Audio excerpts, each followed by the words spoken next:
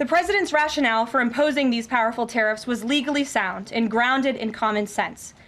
3 judges of the U.S. Court of International Trade disagreed and brazenly abused their judicial power to usurp the authority of President Trump to stop him from carrying out the mandate that the American people gave him. These judges failed to acknowledge that the President of the United States has core foreign affairs powers and authority given to him by Congress to protect the United States economy and national security. The courts should have no role here. There is a troubling and dangerous trend of unelected judges inserting themselves into the presidential decision-making process. America cannot function if President Trump, or any other president for that matter, has their sensitive diplomatic or trade negotiations railroaded by activist judges. These judges are threatening to undermine the credibility of the United States on the world stage. The administration has already filed an emergency motion for a stay pending appeal and an immediate administrative stay to strike down this egregious decision.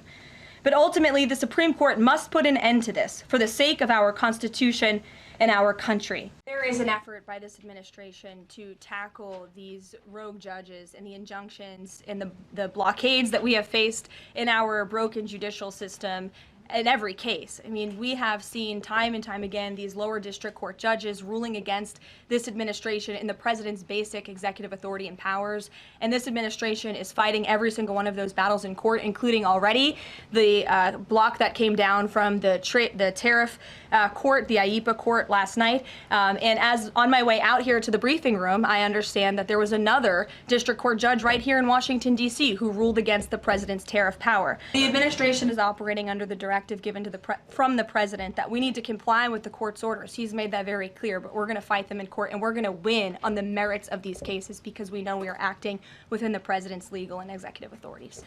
Other countries around the world have faith in the negotiator-in-chief, President Donald J. Trump. And they also probably see how ridiculous this ruling is, and they understand that the administration is going to win, and we intend to win. We already filed an emergency appeal.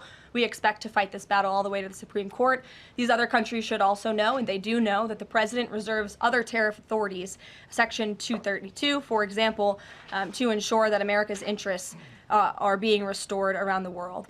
Does the president wish he would have just become a judge instead? I think the president would take this job over being a judge, and certainly the president is acting within his authority. He wishes judges would do the same.